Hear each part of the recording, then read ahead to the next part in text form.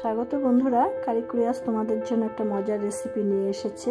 এখানে একটা পাত্রে একটু জল নিয়ে গ্যাস ওভেনে বসিয়ে দিয়েছি।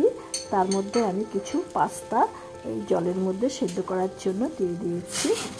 দেখো, এটাকে একটু নেড়ে চেড়ে দেখছি।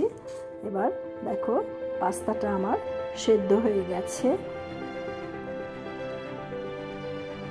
এবার এই পাস্তাটাকে আমি একটা চালনির মধ্যে তুলে নিচ্ছি। চালনির মধ্যে নিয়ে এটাকে জলটা ঝরিয়ে নিচ্ছি। জলটা ঝরিয়ে নিয়ে এটাকে আমি একটা প্লেট নিচ্ছি। সেই প্লেটের উপরে একটা টিস্যু পেপার দিয়ে তার উপরে আমি জল ঝরানো পাস্তাগুলো দিয়ে দিচ্ছি। এবার এই পাস্তাগুলোর মধ্যে যাতে কোনো জল না থাকে সেই জন্য আরেকটা টিস্যু পেপার দিয়ে এটাকে আমি ভালো করে চেপে চেপে জলটা উপর থেকে তুলে শুষিয়ে নিচ্ছি, যাতে এর মধ্যে কোনো রকম জল না থাকে। আজকে আমার এই ভিডিওটা যদি তোমাদের ভালো লেগে থাকে তাহলে আমার এই ভিডিওটাকে লাইক, কমেন্ট, শেয়ার করবে। আর যারা আমার চ্যানেলটিতে নতুন, আমাদের চ্যানেলটিকে সাবস্ক্রাইব করে বেল আইকনের অল অপশানটিকে প্রেস করবে, তাহলে আমার পরবর্তী সমস্ত নোটিফিকেশন তোমাদের কাছে সবার আগে চলে যাবে।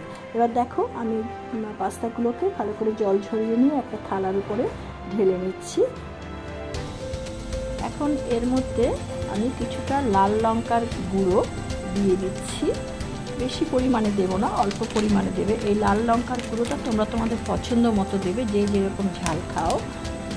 এইবার এই লঙ্কার গুঁড়োটা দিয়ে সেটাকে আমি একটা চামচ দিয়ে সব পাস্তাগুলোর মধ্যে মিশিয়ে দিচ্ছি।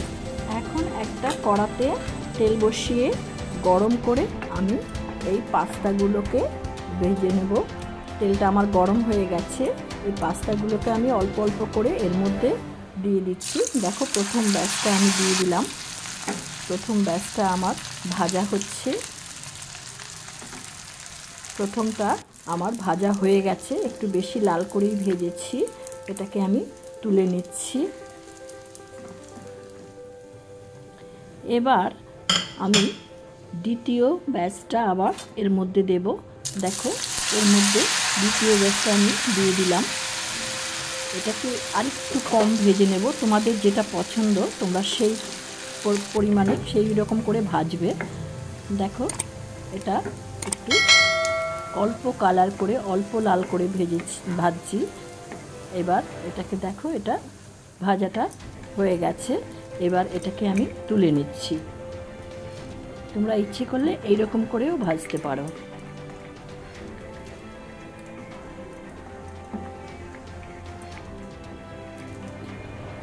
পুরোটাকে আমি তুলে নিলাম।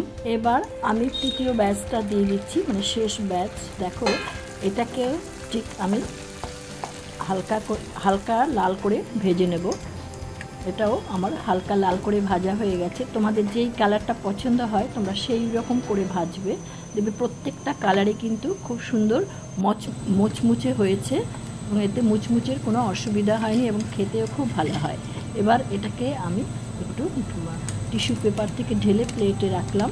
প্লেটে রেখে এবার এর মধ্যে আমি অল্প একটু লাল লঙ্কার গুঁড়ো আবার দিয়ে দিচ্ছি। তোমরা তোমাদের স্বাদ মতো, নিজের জিভের টেস্ট মতো লাল লঙ্কার গুঁড়ো দেবে, যে যেরকম ঝাল খাও। এখন দিয়ে দিচ্ছি একটু ম্যাগি মশলা, উপরে ছড়িয়ে দিচ্ছি। ভালো করে হাত দিয়ে মেখে দিচ্ছি। বেশ ভালো হয় এটা খেতে। সন্ধেবেলায় চায়ের সঙ্গে যদি এটা খাওয়া হয় না, ভীষণ ভালো লাগে। দেখো, লালটাও বেশ মুচমুচে হয়েছে, একটু কম ভাজাটাকেও খুব সুন্দর মুচমুচে হয়েছে।